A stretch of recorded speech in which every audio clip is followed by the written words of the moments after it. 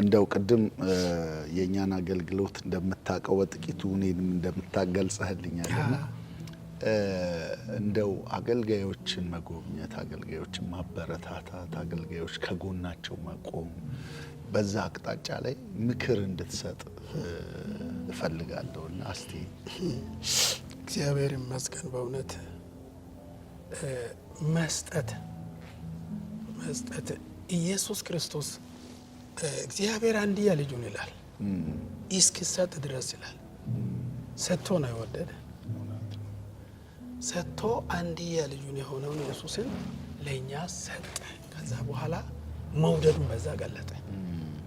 ያ የዓለም አዳኝ የሆነው በደሙ የሁላችንም ኃጢአት አጥቦ አንጽቶ በእውነት ለመንግስቱ ለራሱ ያዘጋጀው በልጁ በኩል ስለሆነ እሱ ኢየሱስ ክርስቶስን አሳልፎ ሰጠ ይላል።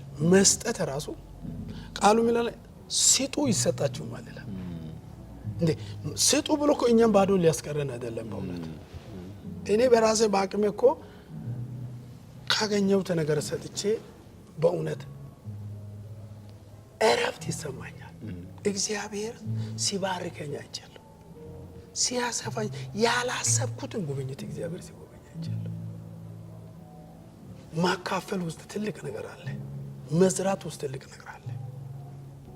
ስለዚህ እኔ ከዚህ በፊትም በእውነት ሚዲያዎች ላይ እያየው ስላንተ እና ስለ ሚኒስትሮች በእውነት እግዚአብሔር እያመሰገንኩ ምን አይነት ልዩ የሆነ ሰው፣ ምን አይነት እግዚአብሔር እንዲህ አይነት በዚህ ትውልድ መካከል በዚህ ህዝብ ለኢትዮጵያ ህዝብ እግዚአብሔር ምን አይነት አገልጋይ አንስቶ እግዚአብሔር እየተጠቀመ ነው እያልኩ ቁጭ ብዬ እያየው እግዚአብሔር ለዚህ ሚኒስትሪ በእውነት አመስግኛለሁ።